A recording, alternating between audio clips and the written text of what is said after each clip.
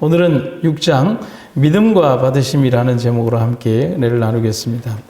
오늘 육가인 믿음과 받으심이라는 제목을 좀 들어가기 전에 잠깐 먼저 생각해 볼 문제가 있습니다. 그것은 유한한 인간인 우리는 모든 생각의 범주를 누구의 기준으로 생각하고 판단하느냐면 나 중심으로 생각하고 판단합니다.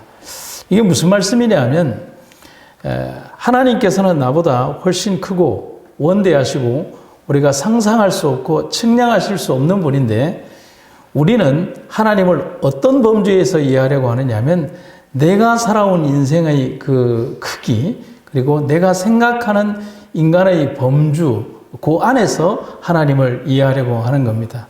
흔히 생각하는 것처럼 개미가 길을 가다가 저를 만났는데 자기가 아무리 눈에다가 저를 담으려고 해도 개미는 저를 전부 다 눈에 담을 수 없는데 인간은 성경 조금 배우고 예언의 신 조금 배우고 자연의 어떤 이런 것들을 좀 명상한다고 해서 하나님을 전부 다 자기가 이해할 수 있다라고 착각하고 살아가는 오만한 것이 우리 인간이라는 것입니다.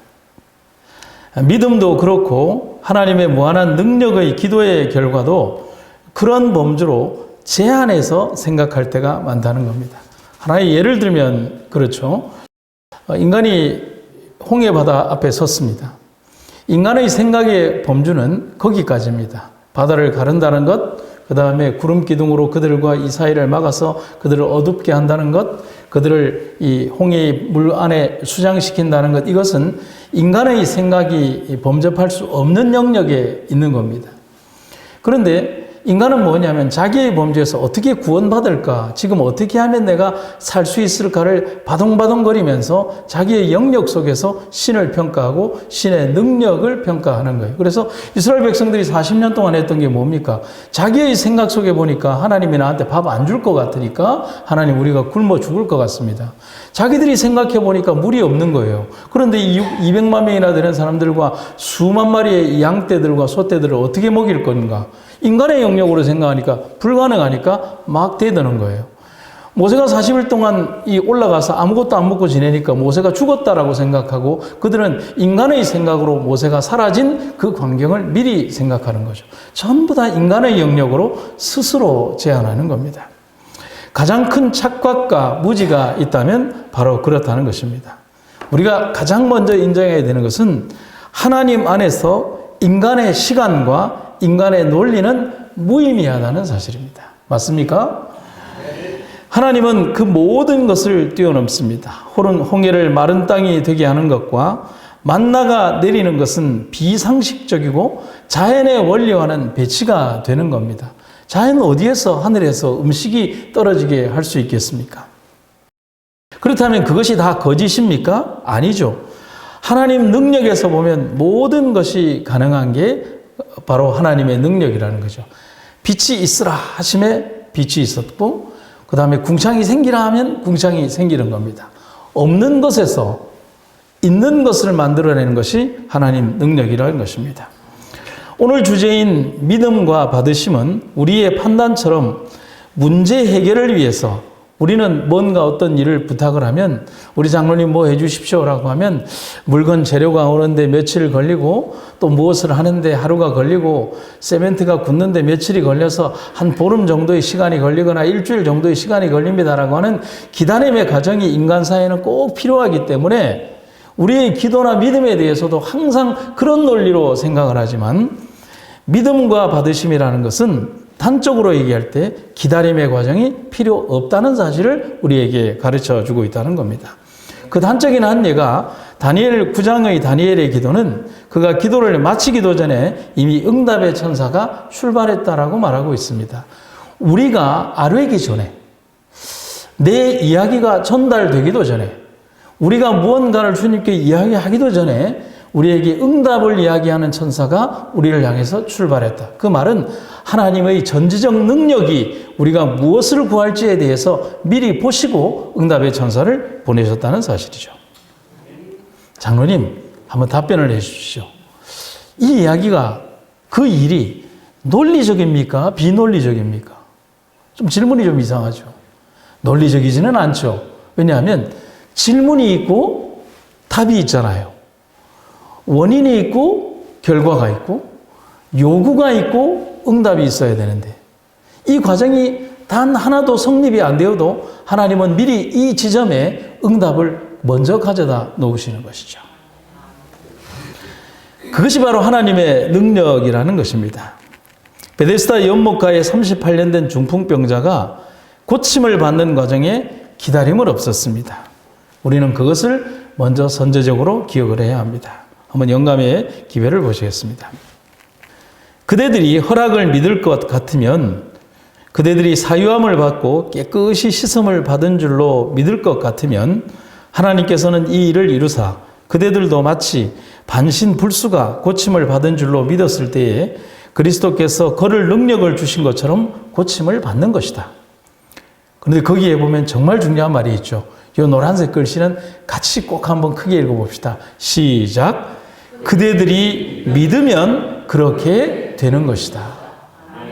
여러분, 오늘 설교는 이 문장 하나만 기억하셔도 됩니다. 그대들이 믿으면 그렇게 되는 것이다. 그대들이 고침을 받은 것을 느낄 때까지 기다릴 것이 아니고 나는 그것을 믿는다. 그렇게 되는 것은 내가 느끼기 때문이 아니요 하나님께서 허락하셨기 때문이다 라고 말할 것이다. 느낌으로 결과를 받는 게 아니라 하나님께서 허락하셨기 때문에 내가 믿는다는 겁니다. 이 구절이 오늘의 주제를 명확히 말해주고 있는 겁니다. 믿으면 그렇게 되는 겁니다. 첫 번째, 우리는 믿음의 동기에 대해서 한번 생각을 해봅니다. 각성되어야 된다라고 기별은 얘기를 합니다. 믿음의 필요에 대한 동기는 죄가 가진 치명적인 고통에 대한 각성, 곧 이 각성이라는 게 뭐죠? 깨달음이라는 말이잖아요. 깨달음이 이를 때 우리는 믿음에 대한 동기를 가지게 된다는 겁니다. 그럼 죄 가운데 사는 우리는 어떻게 치명적인 죄의 고통을 알고 믿음으로 갈구하게 될까? 내가 잘 연구하면 내가 죄인인 걸 알고 나의 치명적인 죄를 바라볼 수 있을까? 여러분, 바울이 공부를 안 해서 자기의 죄를 몰랐을까요? 아니죠. 그의 마음속에 내재하시는 성령의 음성을 들을 때까지 그는 믿음에 대한 진정한 갈구를 몰랐다는 사실인 거죠. 영감의 기별은 그래서 단호하고 정확하게 이렇게 얘기를 합니다.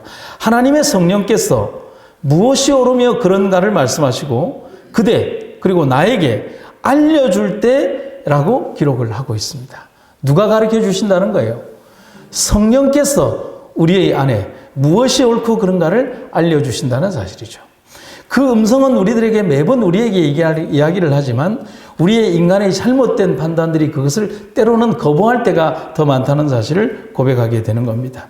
성령께서 우리에게 그것을 말씀하실 때, 우리가 그것을 받아들일 때 우리는 각성, 깨닫게 된다는 겁니다. 그런데 이 각성은 로마서에 나오는 몽학 선생처럼 어떤 것도 가르침이나 방향을 자기 스스로 수정할 수 없는 그런 이 몽학 선생이 아니라, 그냥 길잡이가 아니라, 그냥 단순한 방향만을 제시하는 것이 아니라 이 성령의 가르침은 죄가 가져온 심각한 폐해와 우리가 처한 상황, 그리고 우리의 한계를 분명히 말해주면서 우리가 어떻게 나아갈 바에 되어야 될지를 정확하게 우리에게 가르침과 결단을 요구하는 것이 성령의 인도하심이라는 사실입니다. 그대들이 그 세력에서 벗어나려고 애쓰면 애쓸수록 그대의 무력함을 깨닫게 될 것이다. 그대들의 동기는 불순하고 그대들의 마음은 깨끗하지 못하다. 여러분, 야복강가에서 야곱이 천사와 겨루 씨름을 했습니다. 밤새도록 씨름을 했다라고 했는데, 여러분, 이 이야기에 여러분 믿으십니까? 천사가 그렇게 힘이 없을까요? 어린 조카가, 내가 사랑하는 조카가 삼촌 씨름하자라고 합니다. 혹은 어린 아들이 나에게 와서 씨름하자라고 합니다. 그러면 이 아이는 나한테 힘이 안 되니까 내가 그냥 냅다 들어서 집어 던져버립니까? 아니면은 그 아이와 실컷 놀아줍니까? 놀아주잖아요. 그럼 그 아이는 무슨 착각을 하죠? 야, 내가 이만큼 힘이 세다라고 착각하고 기분이 좋아집니다. 야복강가에서 밤새도록 천사와 씨름했다는 것은 모순이죠.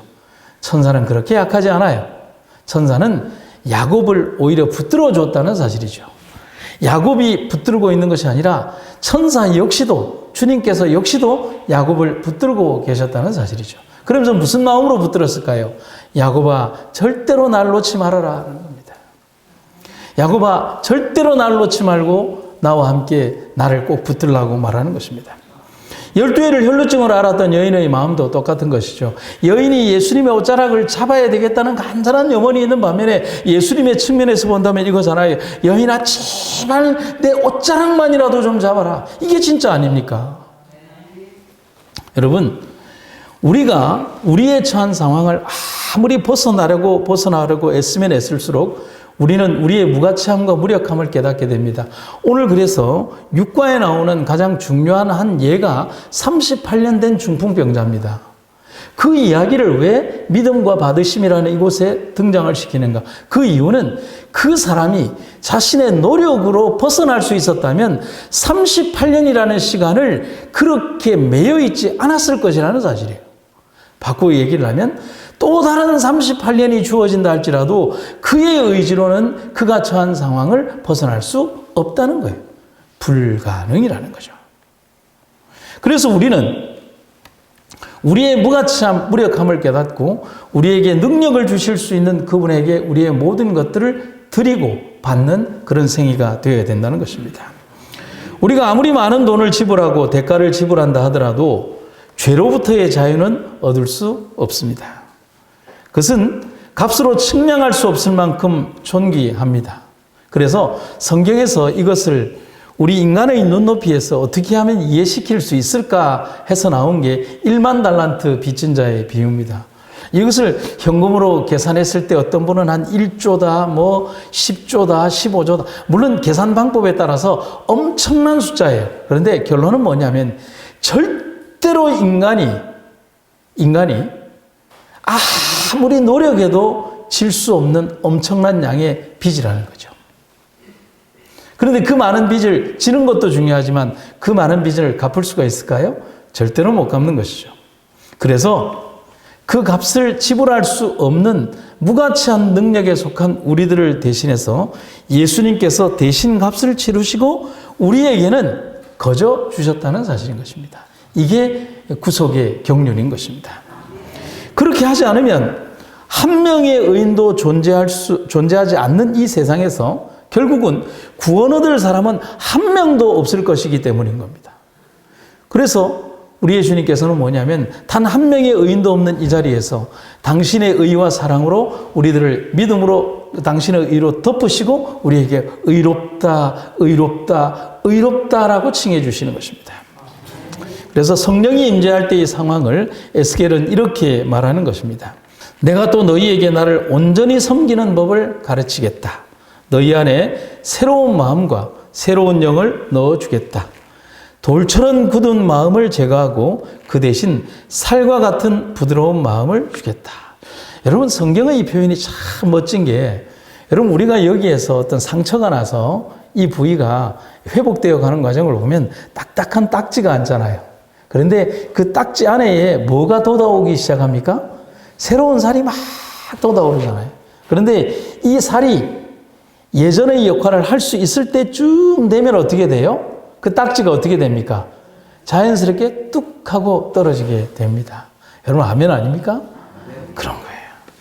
우리의 돌처럼 굳은 마음을 제거하고 그 안에 살과 같은 부드러운 마음, 그것은 어떤 때에 가능하냐면 성령께서 우리 마음에 새로운 마음과 새로운 영을 넣어주실 때 그렇게 된다는 사실인 것입니다. 두 번째는 간구하고 믿으면 되는 겁니다. 그러면 의심할 필요가 없어진다는 겁니다. 영감의 기별입니다. 그대들이 죄를 자복하고 충심으로 그것을 버린다고 하자. 또 그대들은 자신을 하나님께 바치기로 결심하였다고 하자. 그렇다고 하면 하나님께 나아가서 그가 그대의 죄를 씻어버리시고 그대에게 새 마음을 주시기를 구하라. 그리고 그가 허락하셨으니 그렇게 하실 것을 믿으라 했습니다. 아까의 표현과 비슷한 것처럼 믿으면 그렇게 되는 것처럼 주님이 허락하셨으니 우리는 그렇게 할 것을 믿는 겁니다. 오늘 우리의 생에서 가장 중요한 것은 우리가 간구하고 믿고 의심하지 않는 겁니다. 여러분, 제가 예전에 있던 교회에서 우리 교우님들에게 좀 아픈 소리 할 때 이 문장을 쓴 게 있어요.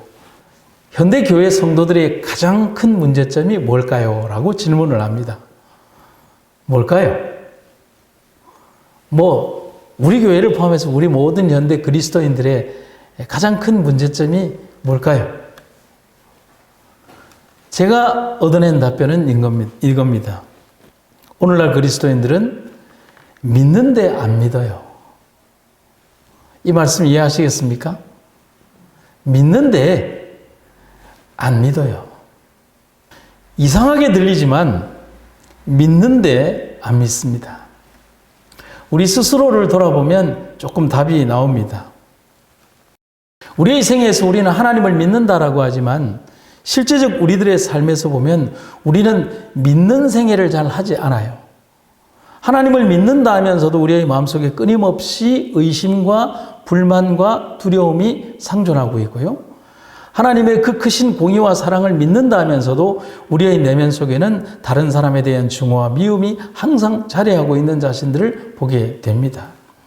다른 사람들에게는 믿으면 된다라고 열심히 가르치지만 내게 정작 어려움이 오게 되면 나는 하나님 없는 삶으로 울고불고 하는 우리의 삶을 보게 되는 겁니다. 여러분, 제가 또 다른 질문을 드릴까요? 믿음에 시제가 있다라고 저는 생각을 합니다. 믿음은 미래형일까요? 현재형일까요? 과거형일까요? 물론 미래형도 될 수 있고 현재형도 될 수 있고 과거형도 될 수 있습니다. 오늘의 정답은 믿음의 시제는 과거형입니다. 한번 보세요. 무엇이든지 기도하고 구하는 것은 뭐하라? 받은 줄로 믿으라. 그리하면 너희에게 그대로 되리라. 미래에 일어날 어떤 간구나 또 내가 간구하고 있는 어떤 일들이나 앞으로 이루어지는 모든 어떤 일들에 대해서도 하나님께서 이미 응답하시고 우리들에게 말씀하시고 이루어 주신 일들이 이미 과거에 이루어졌음을 우리 주님께서 우리에게 약속하신 것입니다. 내가 기도하고 간구할 때 하나님의 응답의 천사는 이미 과거에서 출발해서 지금 우리에게 오고 있다는 사실이십니다. 영감의 기별입니다. 하나님께서 허락하신 선물은 우리가 받은 줄로 믿어야 우리의 것이 되는 것이다. 과거형이죠? 만일 그대들이 손을 내밀어 붙잡기만 하면 그것은 그대들의 것이 된다. 과거형이죠. 예수께서는 사람들이 당신의 권능을 믿을 때에 저들의 질병을 고쳐주셨다. 믿음으로 간구할 때 하나님의 능력이 역사하고 믿음으로 간구할 때 우리의 모든 것들이 이미 우리들에게 응답으로 이미 주어졌다는 사실입니다. 38년 된 베데스다의 중풍병자의 이야기는 가장 중요한 본보기가 됩니다. 그는 38년을 고통당했습니다. 그 자신 스스로 할 수 있는 일은 아무것도 없었습니다. 예수님이 오신 그날도 자신이 베데스다 연못에 들어갈 수 있다는 기대보다는 신기루 같은 희망에 그 자리에 있을 뿐이었습니다. 예수님이 넌 왜 여기 있냐라고 얘기했을 때 물이 동하면 제일 먼저 들어가면 낫는데 나는 나를 물에 넣어줄 사람이 없어서 그냥 보고만 있습니다. 그러니까 자신도 알아요. 물이 하루에 10번을 동하건 20번을 동하건 자기는 절대로 거기에 못 들어간다는 사실을 자기는 알아요. 그래도 혹시나 하는 마음에 그저 고침받는 사람들의 얼굴이라도 한번 보는 것이 그에게 희망이 되는 그것 때문에 그 자리에 있는 거예요. 38년 동안 반복된 절망과 좌절이 있었지만 내 침상을 들고 걸어가라는 주님의 말씀에 그는 외면하고 탄식하고 행동하지 않을 수도 있었습니다. 그렇잖아요. 아이고 주님 제가 38년을 누워 있었는데 침상을 들고 가라고요? 그렇게 되물어 볼 수 있잖아요. 하나님 안 됩니다 라고 논리적으로 말할 수도 있어요. 하나님이 좀 모르셔서 선생님이 좀 모르셔서 그런 모양인데 그거 안 됩니다 라고 부정적으로 얘기할 수도 있었어요. 그러나 여기에 이 38년 된 중풍병자는 그 어떤 경우의 이야기에 있어서도 단 한 번도 부정적인 얘기를 하지 않습니다. 그의 육체와 마음에 말씀하시는 예수님 말씀대로만 움직였습니다. 그는 그리스도의 말씀을 믿었으니 곧 나은 줄로 인정하고 즉시 힘을 써서 걸으려고 하였으니 걷게 되었다. 여러분, 여기에서 중요한 것은 뭐냐면 이 사람의 몸이 자기의 의지와 상관이 없이 갑자기 스프링처럼 툭 하고 일어났다는 게 아니에요. 자기의 의지가 하나님의 명령에 동의하고 힘을 쓰려고 할 때 전혀 힘이 없었던 이 근육에 하나님께서 능력을 더해 주셨다는 사실인 거예요. 인간의 의지의 동의가 필요한 겁니다. 그가 그리스도의 말씀을 따라 행할 때에 하나님께서 능력을 주셨다. 그 병이 나았다. 여러분, 우리에게도 똑같은 믿음과 능력의 방정식이 적용됩니다. 믿으면 그렇게 된다고 말씀하시는 것입니다. 아까 읽었던 본문을 다시 한번 되짚어 보면서 읽죠. 그대들이 허락을 믿을 것 같으면, 그대들이 사유함을 받고 깨끗이 씻음을 받은 줄로 믿을 것 같으면 하나님께서는 이 일을 이루사 그대들도 마치 반신불수가 고침을 받은 줄로 믿었을 때에 그리스도께서 그를 능력을 주신 것처럼 고침을 받는 것이다. 그대들이 믿으면 그렇게 되는 것이다. 그리고 세 번째는 이제 우리에게 주시는 응답은 우리가 기다릴 필요가 없다는 겁니다. 믿음과 기도에 담긴 가장 중요한 핵심은 응답은 기다림이 필요 없다는 것입니다. 기도하고 구한 것은 이미 받은 줄로 믿으라고 하신 의미를, 우리는 이 진짜의 의미를 깨달아야 한다는 것입니다. 영감의 기별 보시죠. 우리는 겸손한 마음과 온유하고 겸비한 정신을 가지고 쉬지 말고 기도해야 한다. 하나님 앞에 무릎을 꿇을 기회를 기다릴 필요가 없다. 어디에 있든지 우리는 주님과 대화하며 기도할 수 있다. 여러분들에게 보여드린 이 감동적인 사진은 미국의 소방수들이 큰 화재 사건이 있고 난 이후에 그들을 지켜주신 하나님께 대하여 이렇게 기도하는 감동적인 장면을 사진으로 찍은 것입니다. 그들이 무릎 꿇지 못한다 할지라도, 교회에 달려가지 않는다 할지라도 그 자리가 하나님을 만나는 자리인 것입니다. 여러분, 하나님의 응답은 언제나 우리 안에서 역사하고 있습니다.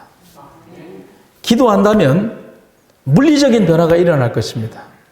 맞습니까? 암이 사라지고 질병이 치유됩니다. 맞습니까? 다 그런가요? 근데 왜 아멘을 하세요? 기도의 응답에 대한 오해가 있어요. 이겁니다. 기도한다면 우리가 원하는 물리적 변화가 일어날 것입니다. 그게 첫 번째 기도의 응답입니다. 기다릴 필요가 없어요. 두 번째, 기도한다면 물리적인 환경을 이기고 견딜 수 있는 마음의 변화가 일어날 것입니다. 역시 기다릴 필요가 없습니다. 그렇게 될 때 우리는 고통, 아픔, 이별, 그리고 죽음도 이겨낼 수 있습니다. 우리가 아는 응답의 가장 큰 오해는 기도의 응답을 물리적 변화에만 두기 때문에 우리는 고통을 당하고 슬퍼합니다. 하지만 여러분들 스스로 한번 돌아보십시오. 여러분들이 새벽에 기도하고 아침에 기도하고 눈물로 호소하고 기도하는 그 기도의 내용들과 여러분들이 응답받았던 기도의 모든 것들을 한번 되짚어 보십시오. 여러분들의 인생에 물리적 기적이 많았습니까? 아니면 그러한 물리적 환경을 이겨낼 수 있는 마음의 변화가 가져온 기적이 많았습니까? 아마 두 번째일 것입니다. 우리 응답의 대부분은 후자에 속합니다. 하지만 진짜 믿음은 이 두 번째 기적이 일어날 때 찾아옵니다. 잘 한번 보십시오. 40년을 만나를 먹으면서 살았고 구름기둥, 불기둥이 있었지만 변화하지 못한 60만 명의 이스라엘 백성들은 광야에서 다 죽었습니다. 하지만 60만 명 중 단 두 사람, 여호수아와 갈렙이 믿음으로 보고 있었던 주님의 능력은 그들을 하나님의 땅 가나안에 들어가게 했습니다. 그들이 먹은 만나가 부족해서, 영양이 부족해서 가나안에 못 들어갔습니까? 아닙니다. 진짜 응답과 약속을 믿었던 두 사람만이 가나안에 들어갈 수가 있었던 것입니다. 여러분, 물리적 기적이 40년을 내렸어요. 매일매일 만나가 내렸고 금요일에는 2배가 내렸습니다.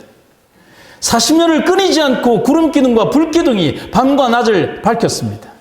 목마르면 반석을 치며 물이 나왔습니다. 그들이가 고기가 먹고 싶으면 고기를 주었습니다. 그들에게 두려움이 있으면 하나님의 능력이 임했습니다. 무엇이 더 필요합니까? 그들의 옷은 헤어지지 않았고 그들의 모든 부족한 것은 다 채워졌습니다. 하나님의 직접적 현현의 역사가 40년이 있었습니다. 무엇이 부족했습니까? 그런데 그들의 삶은 그 물리적 기적이 함께했다고 해서 바뀌지 않았습니다.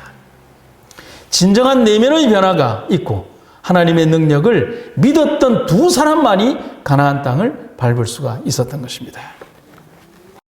여러분, 오늘 우리들에게도 우리가 드리는 하나님께 드리는 그 기도가 어떤 응답으로 다가올지 여러분 우리는 아무도 모릅니다.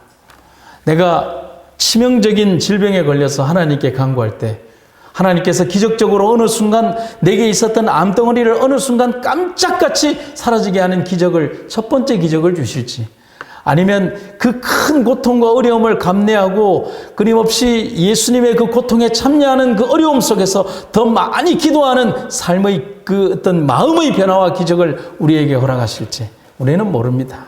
그러나 우리의 주님께서 우리에게 그 주시는 응답의 그 순간들이 우리들에게 즉시 다가온다는 사실을 여러분과 저는 잊지 마시기를 간절히 바랍니다. 네 번째는 영감의 기별로 제목을 대신합니다. 그 후로는 그대들이 자신의 것이 아니요 값으로 산 것이 되었다. 곧 누구의 것이라는 겁니까? 예수님의 것이라는 겁니다. 모든 응답의 조건, 그리고 축복의 조건, 승리의 조건이 있습니다. 그것은 하나님의 주권적 역사를 인정하는 겁니다. 나를 주장하지 않는 겁니다. 내가 하나님의 것임을 인정하는 것입니다. 오직 그것만이 믿음의 조건이며 기도의 조건이며 응답의 조건이 됩니다. 바로 이것이 하나님의 받으심입니다. 사도는 말합니다. 이 거래를 가능하기 위해 지불된 가치를 보라고 말합니다. 너희가 구속된 것은 은이나 금같이 없어질 것으로 한 것이 아니요 오직 흠 없고 점 없는 어린 양 같은 그리스도의 보배로운 피로 한 것이니라. 그렇다면 이제 우리는 어떤 마음과 결심으로 살아야 할까요? 영감의 기별은 이렇게 권면합니다. 이제 그대들이 그대들 자신을 예수께 바쳤은즉 다시 돌아서지도 말고 그에게서 떠나지도 말고 오직 날마다 말하기를 나는 그리스도의 것이다. 나는 내 자신을 그에게 바쳤다고 하라. 그리고 그에게 당신의 신을 주시기를 구하고 또 당신의 은혜로 그들을 보존하여 주시기를 청할 것이다. 그대들이 그의 자녀가 되는 것도 그대 자신을 하나님께 바치고 그를 믿음으로 말미암아 되는 것처럼 그대들이 그의 안에서 사는 것도 역시 그와 같은 모양으로 되어야 할 것이다. 아멘. 마지막 다섯 번째는 이제 의심하거나 더 이상 주저하지 마십시오. 우리가 믿음으로 전진하고 성령의 음성을 따르려고 할 때 사단은 우리에게 모든 방법을 동원하여 저지하려고 할 것입니다. 그 방법에는 공포와 두려움도 있겠지만 제일 효과적인 방법은 마음의 의심이나 불확실성을 심어주는 방법이 가장 더 좋습니다. 그래서 어떤 사람들은 그들이 시험을 받고 있으며 하나님의 축복을 받기 전에 변화된 증거를 주님께 보여야 한다라고 생각을 하게 합니다. 얼마나 잘못된 생각입니까? 하지만 이어지는 약속의 분명한 기별을 기억하면 됩니다. 그러나 그들은 바로 당장 그 축복을 받을 수 있다. 그들은 그들의 연약함을 극복하는 데 도움을 얻기 위하여 주님의 은혜, 곧 그리스도의 성령을 받아야 한다. 그것이 없으면 죄와 더불어 싸울 수 없다. 사랑하는 여러분, 간절하게 호소하는 기별을 여러분 기억하시기를 간절히 바랍니다. 하나님의 허락은 그대들을 위한 것이 아니라는 의심을 버려라. 그 허락은 모든 회개하는 범죄자를 위한 것이다. 아무리 죄가 많은 자라도 저희를 위하여 죽으신 예수 안에서 힘과 순결과 의를 얻을 수 없는 것이 아니다. 그는 저들에게서 죄로 더러워진 옷을 벗기고 의의 흰 두루마기를 입혀주시려고 기다리신다. 그는 저들에게 살고 죽지 말라고 말씀하신다. 둘째 아들, 곧 탕자는 희망이 없는 상태에 처한 우리의 모습을 잘 보여줍니다. 하지만 하나님은 아버지 같은 사랑으로 기다리십니다. 여러분, 저는 이 여러 단어 중에서, 감정적 단어 중에서 기다림이라는 단어를 제일 좋아합니다. 여러분, 기다림 하면 어떤 느낌이 있으세요? 따뜻함이라는 게 느껴지십니까? 느껴지죠. 기다림 안에는. 용서라는 게 느껴지십니까? 용서. 기다림 안에는 사랑이라는 느낌도 느껴지십니까? 느껴지는 거예요. 기다림이라는 감정은 용서를 담은 말입니다. 그리고 사랑이 담겨 있습니다. 그리고 잊지 않겠다는 약속이 담겨 있습니다. 그리고 그분의 용서는 선제적입니다. 먼저 용서하시는 겁니다. 인류를 위하여 그들이 앞으로 지을 미래의 죄의 값까지 미리 치르신 하나님의 사랑입니다. 탕자가 죄를 범하고 타국에서 허랑방탕하며 마음껏 살고 있는 그 상황에도 아버지는 그 아들이 떠나간 그 광경을 바라보며 자식이 돌아오기를 바라는 그 아버지의 마음은 이미 그 아들의 모든 삶을 용서하고 있다는 사실을 기억하시기를 간절히 바랍니다. 그래서 사단이 두려운 거예요. 사람들이 아버지 하나님의 그 사랑을 알까봐 두려운 거예요. 사단이 두려워하는 건 그거예요. 탕자 이야기에서 사단이 제일 두려워하는 장면이 뭔 줄 아십니까? 아들이 돌아올까봐 두려운 거예요. 왜냐하면 아버지 쪽에서는 아무런 문제가 없잖아요. 아들이 어떤 모습으로 돌아와도 아버지가 용서할 걸 누구도 알아요. 사단은 알아요. 그런데 아들이 모르기를 바라는 거예요. 하지만 기억하면 됩니다. 우리는 이미 용서받은 죄인이라는 사실을 말입니다. 그리고 우리는 믿고 그냥 받으면 됩니다. 그리고 하나님도 우리를 믿으시고 받아주십니다. 영감의 기별을 읽고 마치겠습니다. 그대에게 만일 의심과 두려움이 찾아온다면 예수를 바라보라. 예수께서는 그대의 죄를 용서해 달라고 지금 하나님께 간구하신다. 그 귀한 아들을 선물로 주신 하나님께 감사하라. 그대를 위하여 돌아가신 그분의 죽음이 헛되지 않게 기도하라. 성령께서 그대를 초청하신다. 온 마음을 다하여 예수께 나아가 그분의 축복을 받으라. 하나님께서는 그대를 도와주시는 분이심을 믿으라. 그분께서는 그대의 생애를 변화시켜 그분의 완전한 생애와 같이 만들고자 원하신다. 자복하고 회개함으로 그분께 가까이 나가라. 그러면 그분께서는 자비와 용서를 가지고 그대에게 가까이 오실 것이다. 지난 안식일의 기별처럼 그분의 마음이 급해서 달려오실 것입니다. 오늘 우리를 믿고 받으시는 하나님, 하나님의 사랑을 역시 믿고 두려움 없이 받는 여러분과 제가 되기를 주님의 이름으로 축원합니다. 한량없으신 하나님의 은혜가 무가치한 우리를 받아주시고 또 우리에게 한없는 은혜를 주신 주님의 은혜를 감사드립니다. 우리가 드릴 것은 우리의 마음밖에 없습니다. 하지만 우리 주님 가장 귀하게 받아주시고 우주의 가장 귀한 선물로 하나님 받으시니 이 감사함을 어찌 표현하겠습니까? 우리의 생애 속에서 언제나 함께 하시는 주님의 은혜와 사랑이 우리와 함께 있음을 감사드리고 오늘도 우리가 주님과 함께 생애하는 하루를 살았음을 인하여 우리의 생애를 받아주신 주의 은혜 감사드립니다. 이제 우리에게 주어진 삶의 시간 동안 더욱더 하나님을 섬기며 생애하고 살아가는 우리가 되게 하시고 우리의 주님의 능력이 임하는 생애 되게 하여 주시옵소서. 하늘의 귀한 은혜가 함께하기를 간절히 구하며 예수님의 이름으로 기도드립니다.